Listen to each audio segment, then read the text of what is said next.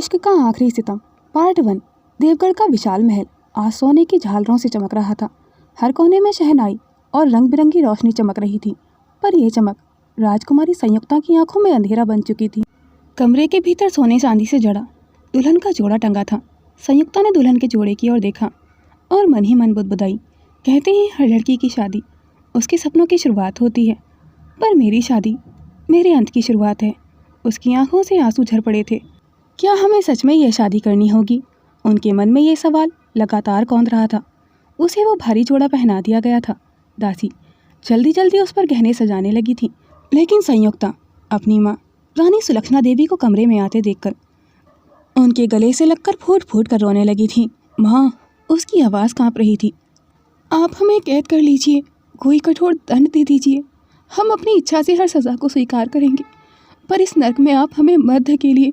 हमारी शादी तो युवराज अद्वैत सिंह चौहान से तय हुई थी, तो फिर ये सब क्या है माँ? वो कहते कहते ज़मीन पर रानी माँ के पैरों में गिर गई थी। अद्वैत की मुस्कुराहट उसकी सगाई की दिन ली कसम कि मैं ज़िंदगी भर तुम्हारी ढाल बनकर खड़ा रहूँगा, आज वही कसम धुएं में जलती हुई दिख रही थी। उनके प्यार भरे खत, उसे सब कुछ एक झूठ जैसा लग रहा था। माँ, हम किसी और से शादी कैसे कर सकते हैं? हमारे दिल में सिर्फ अद्वैत है। युवराज अद्वैत कहाँ हैं? क्या उन्होंने भी हार मान ली है? उसकी सिसकियाँ दीवारों से टकराकर गूंज रही थी। देवगढ़ के प्राचीन किले की ठंडी दीवारों के बीच वो चीखना चाहती थी, कहना चाहती थी कि वो एक बेरहम युवराज से शादी नहीं कर सकती, लेकिन वो नहीं कर पा रही थी। महारानी सुलक्षणा ने झुकते हुए उनकी पीठ सहलाई।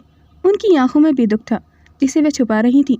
संयुक्ता, उन्होंने उसके आंसू पोंछते हुए धीमे से कहा, यह तुम्हारी माँ की नहीं, तुम्हारे बाबा साहब की मजबूरी है।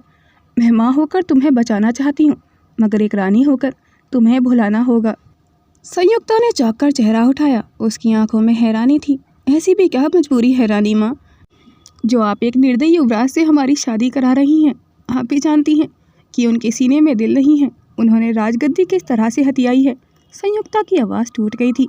माँ, आप तो जानती हैं ना, अगर एक बार मेरी शादी हो गई तो हम कभी वापस देवगढ़ नहीं आ पाएंगे, आपको नहीं देख पाएंगे माँ।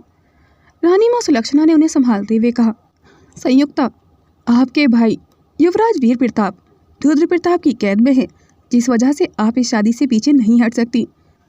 देवगढ़ के युवराज की सलामती के लिए आपको ये शादी करनी होगी।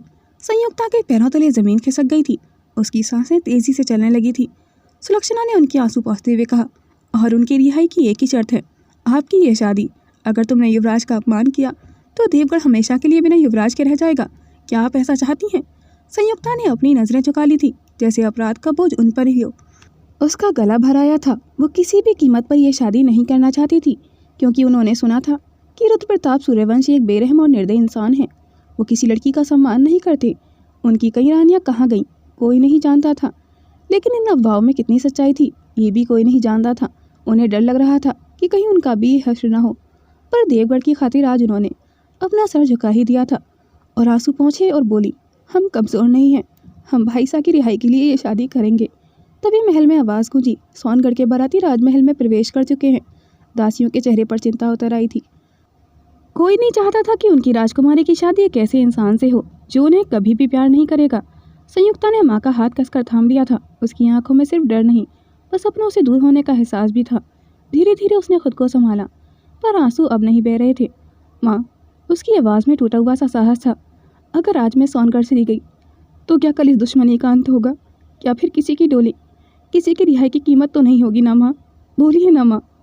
वो अपने मायके से हमेशा के लिए दूर होने की वजह से रो रही थी। महारानी ने उसे चुप कराते हुए कहा, बेटा, कभी कभी राजकुमारियों को अपनी रूह तक की कीमत चुकानी पड़ती है। आप अपने कर्तव्य से पीछे नहीं हट सकती, चाहे उसके लिए आपको दुश्मन के महल क्यों न जाना पड़े। संयुक्ता पूरी तरह से टूट चुकी थी, क्योंकि वो ऐसे पिंजरे में कैद होने जा रही थी जहाँ आज़ादी का मतलब सिर्फ कैद था। तभी दरवाज़ा धीरे से खोला गया। एक दासी ने झुककर कहा, राजकुमारी चलिए, समय हो गया है। दासियों ने कांपते हाथों से संयुक्ता का घूंघट ठीक किया। भारी लाल चुनरी, इतनी भारी कि मानो उसकी सांसें भी उसी में कैद हों। उसके कदम फर्श पर घसीटते जा रहे थे, जैसे वे अपने आप को इस शादी के लिए समझा रही हो। महल के शंख नगाड़ों की गूंज और भी ऊंची हो गई थी। देवगढ़ की राजकुमारी मंडप में पधार रही हैं, लेकिन संयुक्ता के कानों में बस उसकी धड़कनों का शोर था। मंडप तक के हर कदम में एक नया डर, एक नया सवाल उसके मन में उथल पुथल कर रहा था। घूंघट के आर पार सब कुछ धुंधला था। आग की लो बस परछाइयों को बड़ा करती जा रही थी और फिर उसे मंडप में खड़ा कर दिया गया था। उसकी नज़रें सामने उठीं। मंडप के बीच खड़ा एक विशाल सा साया। घूंघट की पतली परत के बावजूद वह समझ गई थी कि ये वही है, युवराज रुद्र प्रताप सूर्यवंशी। उसके बारे में जितनी कहानियाँ सुनी थीं वह उसकी धड़कनों की तरह तेजी से उसके दिमाग में दौड़ने लगी थी। कहते हैं उसकी आंखों में प्यार नहीं था, सत्ता की लालसा का धधकता तूफान था, और जहाँ कदम रखता वहाँ किसी और का सिर झुकाना भी भाग्य होता था। कहते हैं उसकी तलवार दुश्मनों के खून से ज़्यादा अपनों के खून से नहाई हुई थी। संयुक्ता की मुट्ठी अनजाने में भीज गई थी। घूंघट की वजह से उसे कुछ भी नहीं दिख रहा था। वो नहीं जानती थी कि जिससे उसकी शादी हो रही है वो इंसान कैसा दिखता है। रुद्र प्रताप ने हल्का सा सिर मोड़ा। उसकी दहकती नज़र सीधे संयुक्ता के दिल में उतर गई थी। वो घूंघट की वजह से उसे देख तो नहीं पा रही थी, पर उसकी नज़रें उसे महसूस हो रही थीं।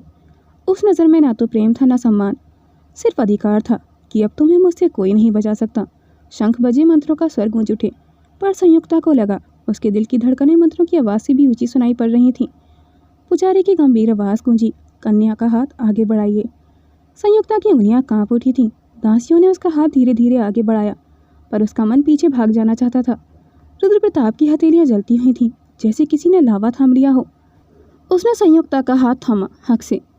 अब संयुक्ता की कांपती उंगलियां उसकी पकड़ में थीं, पर अगले ही पल उसने झटके से अपना हाथ पीछे खींच लेने की कोशिश की।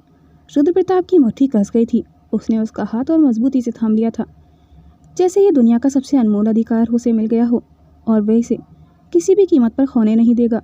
संयुक्ता की आंखों में डर था और घूंघट के नीचे से उभरता विरोध साफ महसूस हो रहा था। रुद्र प्रताप थोड़ा झुका, इतना करीब कि उसकी सांसें संयुक्ता की त्वचा को छू जाएं। उसकी आवाज़ धीमी थी, पर उसके हर शब्द में भय का कांटा चुभो देने की ताकत थी। भागने की कोशिश मत करिए राजकुमारी, तुम्हारा यह कांपता हुआ हाथ अब हमारी जागीर है। अब तुम्हारे कदम हमारे महल की परंपरा के अनुसार ही होंगे। संयुक्ता के दिल में एक टीस सी उठी थी। उसका गला भर आया था, मगर उसने हिम्मत कर खुद को छुड़ाने की एक और कोशिश की। रुद्र प्रताप की आंखें ठंडी पड़ गई थीं। उन्होंने आज तक कोई ऐसी लड़की नहीं देखी थी जो खुलेआम उनसे बगावत करे। वो उसके और करीब आए। उसकी उंगलियां संयुक्ता की कलाई पर ठहर गई थी और उसके गले में मंगलसूत्र पहनाते हुए बोले, तुम्हारी किस्मत, तुम्हारी सांसें और तुम्हारा हर कदम अब मेरे आदेश से चलेगा, क्योंकि आज से तुम रुद्र प्रताप सूर्यवंशी की पत्नी हो। संयुक्ता बस अपनी बेबसी पर गुस्सा करती रह गई थी। शादी के बाद राजमहल की हवा रंगों से भरी हुई नहीं लग रही थी, खामोशी से भारी होने लगी थी। संयुक्ता की विदाई का वक्त आया। दासियों ने उसे डोली तक पहुंचाया। माँ, रानी सुलक्षणा उसके माथे को चूमते हुए बिखर गई थी। मुझे माफ़ कर देना बेटा, ये कहते हुए उनकी आवाज़ में एक माँ का अपराध था और एक रानी की लाचारी साथ रो रही थी। संयुक्ता कुछ कहना चाहती थी, पर उसके शब्द गले में ही दफन हो गए थे। उसके आंसू चुनरी में घुलकर अदृश्य हो गए थे। डोली उठी। देवगढ़ की धरती से उसे दूर ले जाते हुए हर कदम जैसे उसकी पहचान को मिटा रहा था। सोनगढ़ का रास्ता सुनसान और डरावना था। ऊंचे ऊंचे पहाड़, काले से पेड़ और दूर खड़े सैनिक उसे डरावने सपने की तरह लग रहे थे।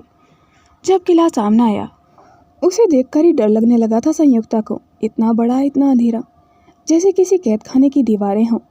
वो एक ऐसा पिंजरा था जहाँ से संयुक्ता कहीं नहीं जा सकती थी। डोली अंदर आ गई थी, पर वहाँ ना कोई स्वागत के लिए खड़ा था, ना फूल, ना रोशनी और ना ही कोई खुशी। बस कुछ लोग दूर से झरोकों से झांक रहे थे। उनके चेहरे पर तिरछी हंसी और सवाल भरी नजरें थीं। ये नई दुल्हन है, बेचारी, क्या रुद्र प्रताप की नफरत को सह पाएगी?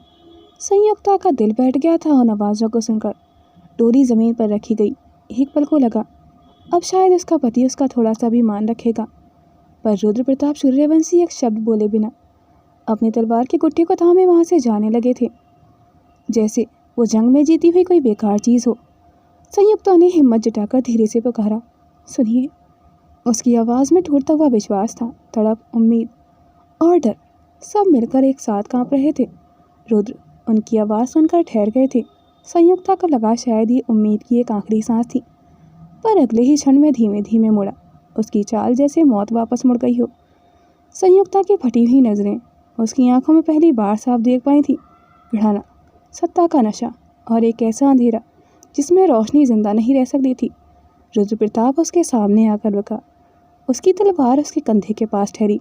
संयुक्ता की सांसें रुक सी गई थी डर की वजह से, और उसकी गर्दन पीछे झटके से चली गई थी। राजकुमारी, वह शब्द इतनी नफरत से उसके मुंह से निकला था कि उसकी आवाज़ का जहर पूरी तरह से संयुक्ता की रूह में समा गया था। उसकी उंगलियां संयुक्ता के घूंघट में फंसी हुई थीं और उसने झटके से वह घूंघट गिरा दिया था। संयुक्ता की लाल आंखें डर से कांपती होठ और उनके ऊपर कांपती नथ उसे बहुत ही खूबसूरत बना रही थी। अब दोनों की आंखें एक दूसरे के आमने सामने थीं। रुद्र की नज़रें उसके चेहरे पर ठहरी, जैसे वो उसे इंसान नहीं, एक कब्जा की हुई ज़मीन समझ रहा हो। डरो मत, उसने तिरस्कार से उसे देखते हुए कहा। मैं तुम्हें मारूंगा नहीं, कम से कम अभी तो नहीं। संयुक्ता की सांसें अटक गई थी उसकी ये बात सुनकर। उस पल उसे समझ आया कि वह एक पति नहीं, एक निर्दयी व्यक्ति है। रुद्र प्रताप ने उसके चेहरे को कुछ पल तक देखा, नफरत से नहीं बल्कि एक खतरनाक दिलचस्पी के साथ, जैसे वो बस उसका नया शिकार हो। उसकी निगाहें धीरे धीरे नीचे खिसकी, उसके भारी दुपट्टे कांपती कलाई और फिर वापस उसकी आंखों पर टिक गई थी। उसने तलवार कमर में अटकाकर दासियों की ओर इशारा किया। इसे उसके कक्ष में लेकर जाओ और इसे महल में रहने के योग्य बनाओ। उसकी आवाज़ में ऐसा आदेश था जिसे पत्थर की दीवारें भी मान लें। संयुक्ता का दिल तेजी से धड़क उठा था, ऐसे जैसे उसके सीने से बाहर निकल आएगा। दासियों ने झिझकते हुए उसे सहारा दिया। राजकुमारी आइए। पर वह जहाँ थी वहीं जम गई थी, उसकी मुट्ठियाँ बंध गई थी। वह कांपते हुए फुसफुसाई, हम कोई वस्तु तो नहीं है जो आप आदेश करेंगे और हम मानेंगे। हम आपकी अर्धांगिनी हैं, हमारा सम्मान भी तो मायने रखता है। रुद्र ने गहरी नज़रों से उसे देखा। उसकी आंखों में तिरस्कार और हैरानी एक साथ थी, क्योंकि रुद्र प्रताप सूर्यवंशी के सामने बोलने की हिम्मत किसी में नहीं थी। और एक 19 साल की लड़की उससे उसी के महल में खड़े होकर बगावत कर रही थी, बिना सोचे कि उसका अंजाम क्या होगा। उसने एक तिरछी निगाह से संयुक्ता को देखा और उसकी ठोड़ी छूते हुए कहा, ये तेवर हमेशा ऐसे ही रखना, आप रानी हैं हमारी। उसकी आवाज़ में जो अधिकार था वही संयुक्ता के पैरों को कमज़ोर कर गया था। दासियां उसे पकड़कर ले चली थी, वह चाहकर भी विरोध नहीं कर सकी थी। उसे एक कमरे तक ले जाया गया। कमरा बड़ा था पर बेहद सूना। दीवारों पर लगी मशालें डरावनी परछाइयाँ बनाती जा रही थीं। दासियों ने उसकी आभूषण उतारने शुरू किए। भारी हार, पायल और चूड़ियाँ ज़मीन पर ठठन की आवाज़ के साथ गिरती जा रही थी। एक दासी बोली, राजकुमारी विरोध मत कीजिए, हम आपकी भलाई। पर संयुक्ता उसकी बात पूरी होने से पहले ही झटके से पीछे हट गई थी। उसकी आंखों में पहले वाला डर नहीं था बल्कि गुस्सा था। हम राजकुमारी संयुक्ता हैं, न किसी की मर्जी पर जिएंगे और न किसी के आदेश देने पर सजेंगे। दासियां उसकी आवाज़ सुनकर सहम गई थीं। उन्होंने फिर से उसके करीब आने की कोशिश की, क्योंकि अगर तैयार नहीं किया गया तो वह दासियों को क्या सजा देगा, ये सोचकर भी उनकी रूह कांप रही थी। संयुक्ता ने भरपूर ताकत से पास पड़ी चूड़ियाँ उठाकर दीवार पर दे मारी थी। कांच टूट कर बिखर गया था। कहा ना बाहर जाइए, हम कुछ वक्त अकेला रहना चाहते हैं। उसकी आवाज़ में एक ऐसा दृढ़ संकल्प था कि दासियों की रीढ़ में सिरहन दौड़ गई थी। वह झुककर बोली, अग्निदेवी आपकी रक्षा करें, हम बाहर प्रतीक्षा करेंगे। और तेज कदमों से कमरे का दरवाज़ा बंद कर गई थी। कमरा पूरी तरह खामोश था, पर संयुक्ता के भीतर एक तूफान अभी भी उबल रहा था। उसने दीवार को थामने की कोशिश की, पर उसके पैर जवाब दे चुके थे। धीरे धीरे वह फिसलकर फर्श पर बैठ गई थी। उसकी आंखों से बहते आंसू अब उसके चेहरे पर नहीं बल्कि उसके दिल पर गिर रहे थे। अद्वैत, आप कहाँ हैं? उसकी आवाज़ फूट रही थी, पर हर शब्द में 1000 डर थे। हमारे दिल में बस आप हैं। उसके हाथ कांप रहे थे, गला भर गया था।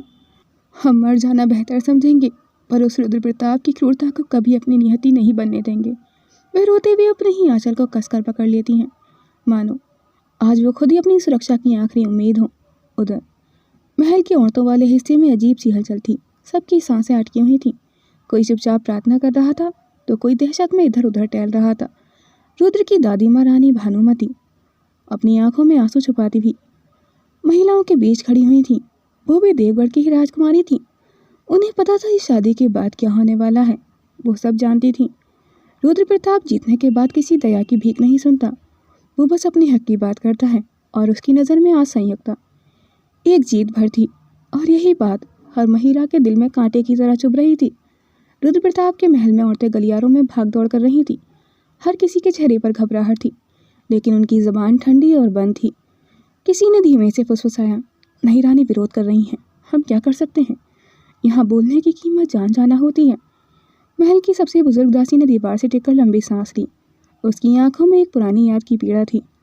अगर उसे रानी बनाने के लिए यहाँ लाया गया है तो उन्हें वो सब सहना ही होगा जो उनकी किस्मत है। हमने पहले भी देखा है। बात अभी आधी ही थी कि एक शाही सैनिक वहाँ पहुँचा। राजकुमारी को तैयार करो, युवराज का आदेश है। इतना कहकर वो आगे बढ़ गया था। औरतों की रीढ़ में फिर से वही सिरन दौड़ गई थी। दुल्हन कक्ष में संयुक्ता अभी भी फर्श पर घुटनों के बल बैठी हुई थी। कमजोर थी पर टूटने से इनकार कर रही थी। और इसी बीच दरवाजे पर दस्तक हुई। 4-5 दासियां अंदर आईं। कांपते होठों से बोलीं, हमें माफ़ कीजिएगा राजकुमारी, पर हमें आपको तैयार करना ही होगा। उनकी आंखों में मजबूरी थी। उन्हें पता था आदेश ना मानने वाले का क्या हश्र होता है। संयुक्ता ने उन्हें देखा पर उन पर गुस्सा नहीं था। उसकी लड़ाई उनसे नहीं थी। उसी समय महल के एक और हिस्से में रुद्र प्रताप सूर्यवंशी धीमे कदमों से कक्ष की ओर बढ़ रहे थे। उनकी चट्टान सी ठंडी शख्सियत बस वहीं आकर नरम पड़ जाती थी। दासियों ने रुद्र को सामने देखकर दरवाज़ा खोल दिया था। दरवाज़ा खुलते ही एक मीठी सी आवाज़ गूंजी, रुद्र आप आ गए। मखमली कुशन के बीच बैठी रानी तारा की आंखों में बच्चों जैसी चमक थी। वो खुशी से उछलकर उनकी ओर दौड़ी और बिना किसी हिचकिचाहट के उनके सीने से लिपट गई थी। कमज़ोर सी राजकुमारी जिसमें रुद्र प्रताप की जान बसती थी, उनकी पहली पत्नी और उनकी कमज़ोरी। आप कितने दिन बाद आए हैं? आपको पता है हम कितना याद करते हैं आपको। उसकी आवाज़ में मासूम सी शिकायत भी थी और अपार प्यार भी। रुद्र के कठोर चेहरे पर एक पल को मानवता लौट आई थी। उन्होंने उनका सिर हिलाया, मानो पूरी दुनिया से छुपाया हुआ उनका सबसे नाजुक राज यही था। तारा ने उसके चेहरे को पकड़कर देखा। आपको फिर वही राजगद्दी की पड़ी रहती है, हमारा क्या? हम तो बस आपको ही देखते हैं ना, आपसे ही सब कुछ मांग लेते हैं। तारा ने अपने छोटे छोटे कदम आगे बढ़ाए। उसकी गर्दन पकड़कर जरा ऊपर देखने की कोशिश की, लेकिन उसकी ऊंचाई के सामने वो खुद को और छोटा महसूस कर रही थी। उन्होंने होठ फुलाकर शिकायत की, रुद्र नीचे झुको ना, मैं आपको ठीक से नहीं देख पा रही। रुद्र प्रताप जो युद्ध के मैदान में कभी किसी के आगे नहीं झुका था, इस नाजुक सी लड़की की एक विनती पर चुपचाप झुक गए थे। तारा ने दोनों हथेलियों से उनका चेहरा थाम लिया था, जैसे कोई बच्चा अपनी पसंदीदा चीज़ को छुपा कर रख लेता है। आपको पता है, जब आप इतने दूर खड़े रहते हैं ना, तो लगता है जैसे पूरी दुनिया हमसे छीन ली है। उसकी उंगलियां उनके गालों को थपथपा रही थी। बेख्याली में मासूमियत से रुद्र ने उसकी आंखों में एक उम्मीद, एक डर को देखा जो उसे हर किसी से बचाकर रखने पर मजबूर करता था। उसने राजकुमारी के गालों को दोनों हाथों में थामा और प्यार से उन्हें समझाते हुए कहा, हमारा राज्य भी तो आपकी तरह ज़रूरी है न तारा। रुद्र ने नरम लहजे में कहा, जैसे वे कुछ समझाना चाहते हैं उन्हें, पर तारा ने बात बीच में ही काट दी थी। हमें राज्य नहीं, हमें बस अपने रुद्र चाहिए। वो धीरे धीरे उसके और करीब आ गई थी। उनकी सांसें उनके दिल की धड़कनों से मिलने लगी थी। आप सबको डराते हो, हम जानते हैं, लेकिन हम आपसे डरते भी नहीं हैं।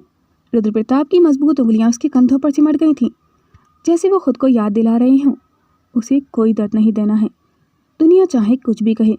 उनकी मुस्कुराहट बच्चों जैसी थी, पर उसकी आंखों में एक गहरा डर छुपा हुआ था। उसने हिम्मत करके रुद्र प्रताप की आंखों में देखा और बहुत ही भोलेपन से पूछा, आप हमें छोड़ तो नहीं देंगे ना? रुद्र प्रताप की मुट्ठियां बंध गई थीं। तुम्हें छोड़ दूं तारा, तुम ही तो मेरी पहली और आखिरी रानी हो। उनकी आवाज़ में पत्थर जैसी कसम थी। तारा खिलखिला दी थी, सच में? तो फिर आप किसी और को रानी क्यों बना रहे हो? लोग तो कह रहे हैं वो लड़की बहुत खूबसूरत है, क्या वो आपसे हमको दूर कर देगी? ये सवाल रुद्र के दिल में चुप गया था। उसकी आंखों में ठंडा तूफान उमड़ आया था। संयुक्ता, उन्होंने उस नाम को ऐसे बोला जैसे वे किसी नफरत का प्रतीक हो। वह मेरे पास रहेगी क्योंकि वो मेरी जीत है, पर रानी सिर्फ तुम हो और रहोगी। कोई भी तुम्हारी जगह नहीं लेगा। तारा ने मासूम मुस्कान के साथ उसका हाथ थाम लिया था। तो फिर आज आप हमसे वादा कीजिए, चाहे कुछ भी हो जाए हम दोनों हमेशा साथ रहेंगे। रुद्र ने झुककर उसके माथे को चूम लिया था। वादा, पर उनकी आंखों में अभी उस जीत की प्यास छलक रही थी, जिस जीत के नाम पर एक और लड़की की जिंदगी दांव पर लगने वाली थी। रुद्र तारा के बहुत करीब थे। उन्होंने उसके माथे को चूमा और धीमे से बोले, देवगढ़ ने तुम्हारे साथ जो गलत किया है, अब उसकी सजा मिलेगी और शुरुआत उनकी राजकुमारी से होगी। तारा ने उनकी बात ध्यान से सुनी, पर उसे इस वाक्य में छुपा खतरा समझ नहीं आया। उसके लिए रुद्र का साथ ही सब कुछ था। रुद्र ने उसका हाथ पकड़ा और उसे पास खींचकर कहा, तुम हमेशा मेरी रानी रहोगी, कोई तुम्हारी जगह नहीं लेगा, तुम ही मेरी जगह हो। तारा मुस्कुराए। वो खुश थी कि रुद्र उसे चुन रहे हैं, पर उसे नहीं पता था कि इस खुशी की कीमत कोई और चुका रहा है। वहीं दूसरी तरफ संयुक्ता शाही कमरे में बैठी थी। भारी दुल्हन का जोड़ा, उसमें वह खुद को कैद महसूस कर रही थी। दासियों ने उसका घूंघट ठीक किया और बिना कुछ बोले कमरे से बाहर चली गई थी। दरवाजा बंद होते ही कमरा और ज्यादा डरावना लगने लगा था। वह धीरे से उठी, हल्का सा लड़खड़ाई, घूंघट हटाकर इधर उधर देखा। ये कैसा विवाह है जहां मैं अकेली हूँ, उसने मन ही मन सोचते हुए अपने आंसू पोंछ लिए थे। शहनाई की आवाज कमरे के बाहर गूंज रही थी, पर उसके दिल में सिर्फ डर था। उसी पल दरवाजे के बाहर किसी के पहरे की आवाज आई। संयुक्ता और सतर्क हो गई। उसे लगा जैसे उस पर नजर रखी जा रही हो। उसने धीरे से कदम पीछे कर लिए, दिल जोर जोर से धड़क रहा था। रुद्र ने तारा को खिड़की पर खड़ा किया, जहां से पूरा देश दिखता था। उन्होंने गहरी आवाज में कहा, कल सब देखेंगे कि मेरी असली रानी सिर्फ तुम हो। तारा ने उन्हें कसकर पकड़ लिया। वो डरी हुई नहीं थी, क्योंकि उसे सच का अंदाजा ही नहीं था।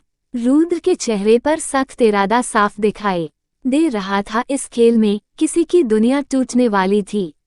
वहीं दूसरी तरफ संयुक्ता का दिल जैसे अपनी जगह से बाहर गिरने वाला था। उसके आंसू रुक ही नहीं रहे थे। वो अपनी कलाई पकड़कर बैठी थी, जैसे खुद को संभाल रही हो। कमरे के बाहर पहरेदारों के कदमों की आवाज अचानक थम गई और दरवाजा भारी धमक के साथ खुला। संयुक्ता सहम गई थी। घूंघट के पार उसने बस ऊंची कद काठी की परछाई दिख रही थी। माहौल में एक ठंडी खामोशी भर गई थी। रुद्र प्रताप सूर्यवंशी, उनकी आंखों में ऐसा ठंडा सन्नाटा था जैसे किसी फैसले से पहले का अंधेरा हो। वह धीरे धीरे करीब आए। संयुक्ता कांपकर पीछे हटी, पर जगह ही कहाँ थी। रुद्र की तलवार की नोक उठी। उन्होंने घूंघट को एक झटके में ऊपर कर दिया था। संयुक्ता ने दहशत में आंखें बंद कर ली, पर जब खोली, सामने एक तूफान खड़ा था। उनकी नफरत भरी नजर में कोई दया नहीं थी, जैसे वह याद दिला रहे हों यह विवाह उसकी हार है। संयुक्ता की आवाज गले में ही अटक रही थी, फिर भी उसने खुद को संभालकर फुसफुसाया, आप हमारे भाईसा को रिहा कर दीजिए, हम वो सब मानेंगे जो आप कहेंगे। उसने गिड़गिड़ा कर कहा, क्योंकि एक दासी ने उनसे कहा था कि अभी भी उनके भाईसा कैद हैं। उसकी उंगलियां कांप रही थीं। वह सिर झुकाकर खड़ी रही, जैसे अपने डर को छुपा रही हो। रुद्र की आंखों में नफरत की चमक थी। अभी कुछ देर पहले यही लड़की उनके खिलाफ खड़ी थी। आवाज में आग, बातों में हिम्मत थी, और अब अपनों की वजह से वह पिघल रही थी। रुद्र तिरछी मुस्कान के साथ बोले, देवगढ़ के युवराज की चिंता आपके चेहरे पर शोभा नहीं दे रही है। रुद्र उसके बिल्कुल सामने थे। उनकी नजरें उसकी आंखों में थीं, ठंडी, तेज और नफरत भरी।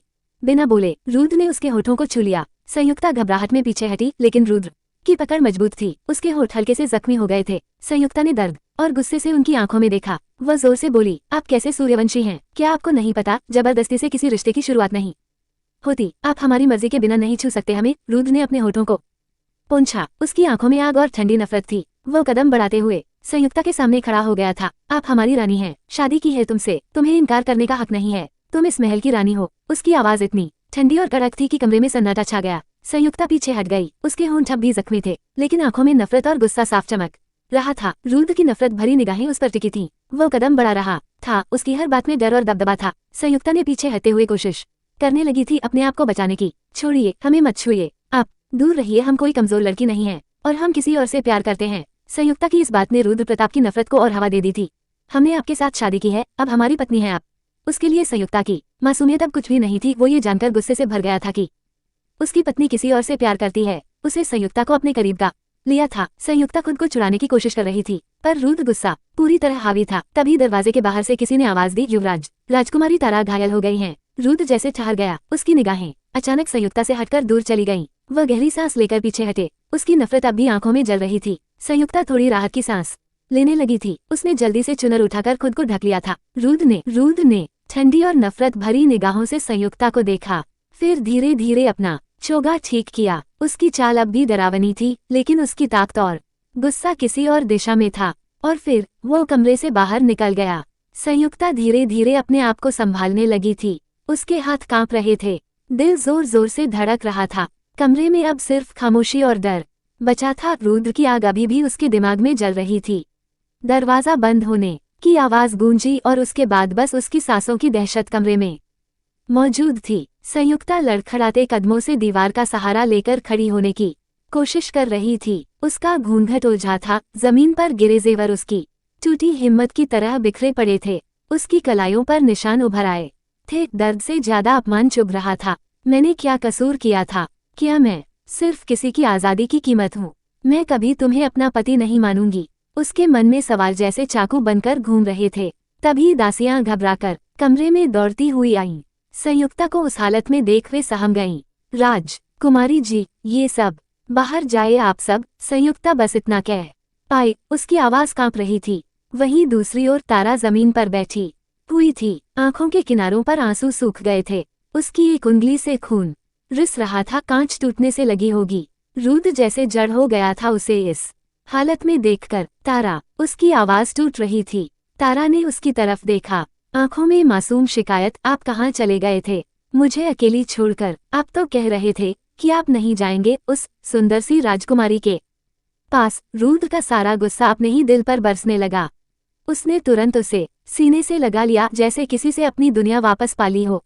राजकुमारी? तारा का दिमाग बिल्कुल बच्चों जैसा था, जिसे सिर्फ रुद्र ही संभाल सकते थे। कुछ नहीं होगा तुम्हें, मैं यही हूँ। उसकी आवाज भर्रा गई थी। वह बाहर खड़े सैनिकों पर बरस पड़ा। वैद्य को बुलाओ अभी, और जिस दासी की लापरवाही से ऐसा हुआ उसे महल से तुरंत बाहर कर दो। उसके गुस्से में प्यार का एहसास मिला हुआ था। वहीं दूसरी ओर संयुक्ता की धड़कनें अब भी भाग रही थीं। वो जमीन पर बैठ गई, खुद को समेटते हुए। चूड़ियों के टूटे टुकड़ों से उसकी हथेलियां कट गईं। धीरे धीरे खून रिसने लगा, पर उसने ध्यान नहीं दिया। किस बात की सजा है ये? क्यों मुझे कभी सम्मान नहीं मिलेगा? कमरे की ठंडी खामोशी में उसकी सिसकियां डूबती जा रही थीं। उसे कोई संभालने वाला नहीं था, सिर्फ अकेलापन और दीवारों पर पसरा वो डर जो उसकी आंखों से नींद भी छीन चुका था। संयुक्ता ने अपने आंसुओं को जिद से रोक दिया। वह धीरे धीरे उठी, कांपते कदमों से दरवाजे की ओर बढ़ी। अब और नहीं, मैं इस महल से भाग जाऊंगी नाना जी के पास। मेरे नाना जी कभी मुझे नहीं ठुकराएंगे। वो रुद्र प्रताप के आगे कभी हार नहीं मानेंगे। उसके भीतर कहीं एक आवाज जागी थी, मैं कभी भी एक जबरदस्ती की शादी में नहीं रहूंगी। लेकिन जैसे ही उसने दरवाजे के हैंडल को छुआ, बाहर तेज कदमों की आहट गूंज गई थी। मशाल की लौ दरवाजे की ओट में लहराई और उस रोशनी के साथ परछाई भी लंबी होती चली गई। संयुक्ता सिहर गई। वह आवाज उस भारी कदमों की यही तो थी जिससे वह सबसे ज्यादा डरती थी। दरवाजा धीरे से खुला और सामने वही साया खड़ा था जिसकी मौजूदगी ने उसकी सांसें थाम दी थीं। रुद्र प्रताप। उसकी आंखों में अभी भी तूफान बचा हुआ था और संयुक्ता की ओर बढ़ते हर कदम के साथ उसकी धड़कनों की रफ्तार तेज होती जा रही थी। क्या आज उसकी किस्मत का फैसला होने वाला था? रुद्र उसके ठीक सामने आकर रुक गया। उसकी निगाहें संयुक्ता की कलाई पर उभरे लाल निशानों पर जा टिकी थी। हवा एक पल को थम गई थी। हिम्मत कैसे हुई कमरे से बाहर आने की? उसकी आवाज बस एक शब्द थी, पर उसमें दबी हुई आग कमरे की दीवारें भी महसूस कर सकती थीं। संयुक्ता पीछे हटने लगी, पर दरवाजा उसके पीछे धीमे से खटाक बंद हो गया था। अब वो उसी के साथ थी जिसकी नफरत और रहस्य दोनों उसे हर पल तोड़ रहे थे। रुद्र ने एक कदम और बढ़ाया। उनके बीच की दूरी मिटने लगी और तभी संयुक्ता के होंठ नीले पड़ने लगे थे और वह जमीन पर बेहोश होकर गिर गई थी। To be continued. आज एडिटिंग ऐप में कुछ दिक्कत हो गई थी, जिस वजह से वॉयस में डिफरेंस है। पर आपको कहानी कैसी लगी कमेंट सेक्शन में अपनी राय जरूर शेयर कीजिएगा। Thanks for watching folded hands. Do like, comment and share this video and subscribe my YouTube channel for more interesting videos.